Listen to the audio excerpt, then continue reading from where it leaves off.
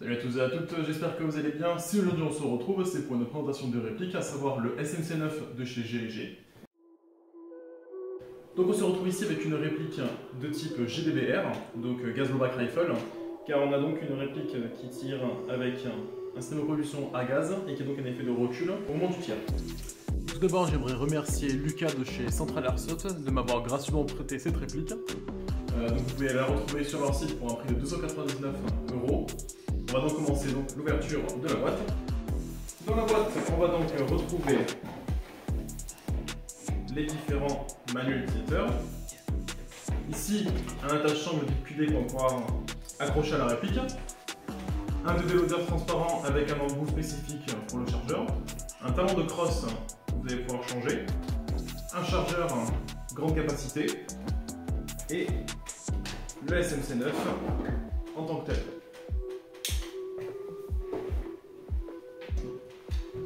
Donc que dire sur le SMC9? Le SMC9 est une réplique, donc comme je l'ai dit tout à l'heure, à gaz. On se trouve ici avec un corps en métal, aluminium, avec toute la partie, donc le canon, le garde-main, la crosse et différents éléments comme les mires et les attaches-sangles en métal. Le corps finalement de la réplique, dans la poignée pistolet et le garde-main sont en plastique, en polymère. Au niveau des éléments externes, donc on va retrouver la mire arrière et la mire avant qui sont pliables. On va pouvoir donc les régler en hauteur et en dérive.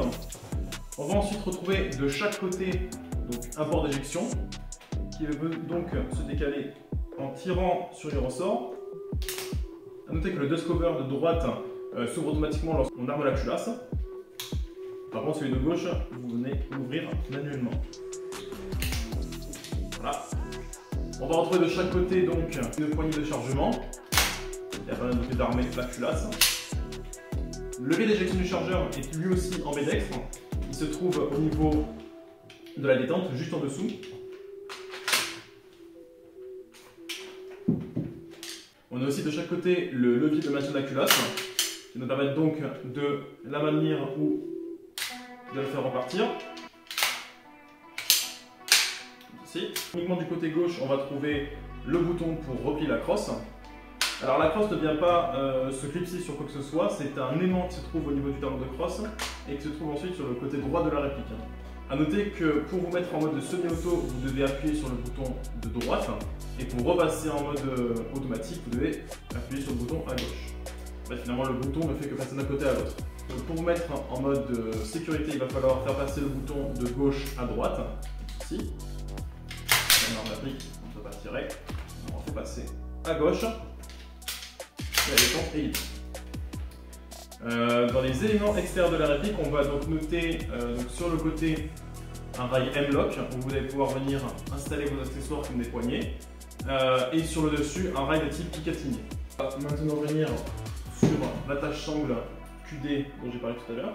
Donc l'attache-sangle s'installe très facilement, donc on a un bouton sur le dessus qui va permettre donc de le positionner comme on le veut.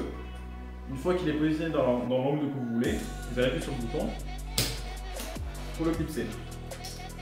Pour le retirer, tout aussi simple, vous appuyez sur le bouton et il sort. Autre élément externe, on a donc le talon de crosse qui est interchangeable. Donc pour le retirer, il va vous suffire de placer votre pouce ici à l'arrière, de le tirer vers le bas, de l'enlever et d'y installer celui qui vient avec votre réplique.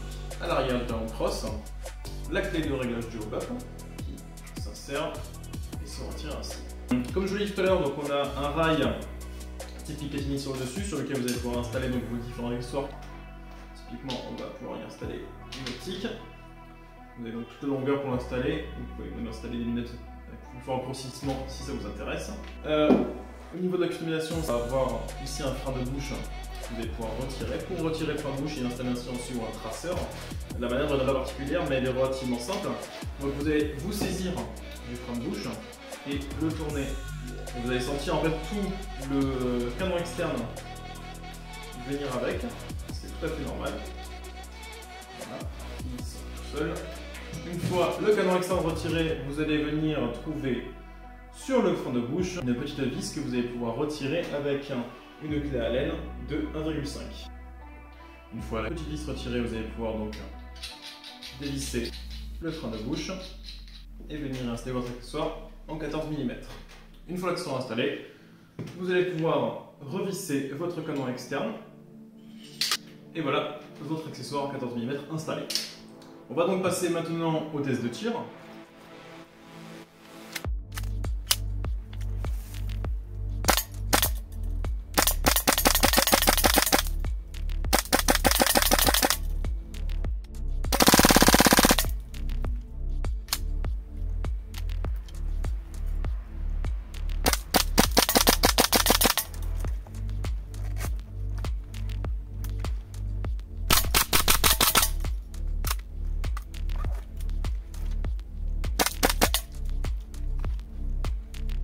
Autre élément aussi que je n'ai pas précisé, c'est un kit de conversion pour la réplique GTP9 de chez GLG. Donc vous allez en fait retrouver ici le corps finalement du GTP9 en tant que tel. Pour le retirer, vous allez venir appuyer sur le bouton ici, qui est à l'arrière de la culotte, le tirer en arrière, soulever cette partie, et ensuite la verrouiller en arrière.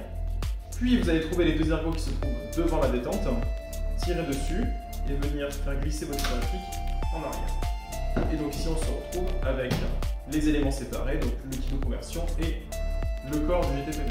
Donc pendant qu'on est là, vous allez pouvoir remarquer aussi ici qu'on est sur un nozzle de type 1, donc à savoir le nozzle qui était fait pour le marché européen, donc avec une puissance limitée. Vous pouvez aussi retrouver le nozzle noir, donc qui n'a pas de limite de puissance, mais qui ne sera pas forcément adapté donc, pour tous les terrains. Pour réinstaller donc le corps du GTP9 dans le kit de conversion, il va vous suffire donc de le retourner, de l'aligner avec les rails qui se trouvent sur les côtés et de faire glisser vers l'avant.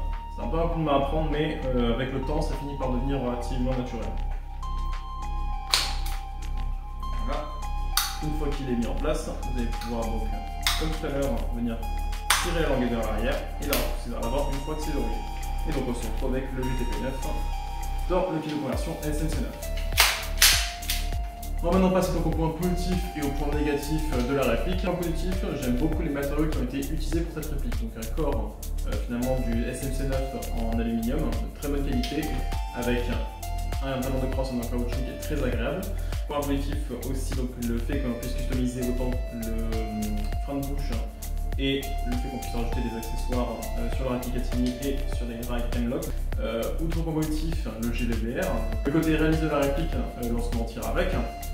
Sa cadence de tir aussi est un très bon argument finalement parce que même en semi-automatique, on se retrouve finalement avec une réactivité qui est très bonne étant donné qu'on est sur une réplique type gaz.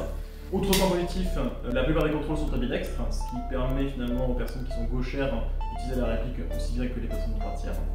Autre point positif, donc la capacité du chargeur qui vient de base avec la réplique. Donc on est ici sur un chargeur grande capacité de 50 coups. Vous pouvez aussi retrouver des chargeurs drum ou alors des chargeurs de capacité de 23 coups. Dans le côté négatif de la réplique, je n'ai pas énormément. Le seul que je vais finalement avoir, et c'est plus personnel, c'est que ce n'est pas une réplique d'une vraie arme finalement. On se retrouve sur une réplique purement imaginée. On va se rapprocher finalement d'une inspiration d'un kit de type Prony pour les armes Glock, mais finalement sur la base du GTP9 de chez GLG. J'espère que cette présentation de réplique vous aura plu. Je vous invite donc à retrouver cette réplique sur le site de Central Airsoft ou alors en boutique. Je les remercie encore chaleureusement pour ce prêt et donc j'espère que vous avez apprécié la vidéo et je vous dis à la prochaine. Ciao.